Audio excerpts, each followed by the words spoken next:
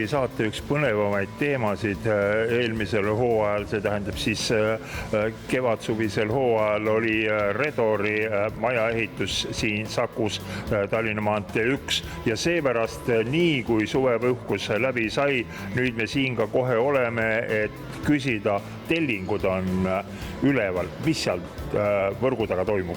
Tõsi, hoone ümber oleme paigaldanud tellingute eest teostame hoone siis soojustamist ja hakkame õige varsti ka fassaadi ehitama.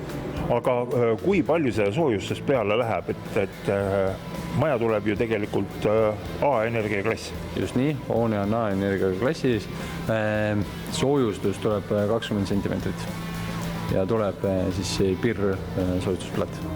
Käisin ringi, vaatasin siin esimese korruse korterites, kõrgemale ei viitsinud ronida veel, lift ei tööta. Nägin väga mitmesuguseid torusid, oli Alupex toru, oli Presteras toru, nagu sa ise ütlesid, on ka vasktoru.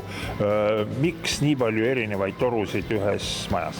Torud on vastavalt projektidele ja erinev toru on erineva eesmärgiga. Alupex torud on meil tarbeveetorud, teraspresstorud on meil küttetorud ja siis vasktorud on hoonete jahutustorustik. Ajasin silmaga taga ka kanalisatsioonitoru liikumist ja ausalt öelda mul jäi suu lahti ja ma olin üle üks suur küsimärk.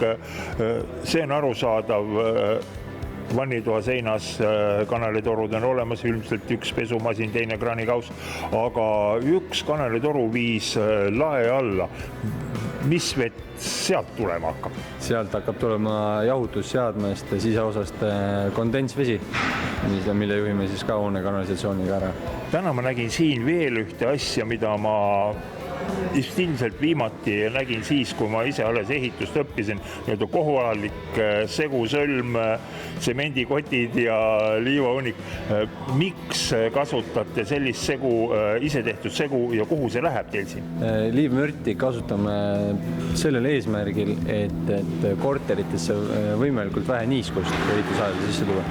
Nii nagu me enne suvepuhkusele minemist rääkisime ka, et see niiskus on hoone ehitamisel üks suuremaid probleeme. Et siis sel samal eesmärgil võimalikult vähe niiskus sisse viia, siis kasutamegi siis liivkuiva või mulmkuiva segu, mida me siis koha peal segame.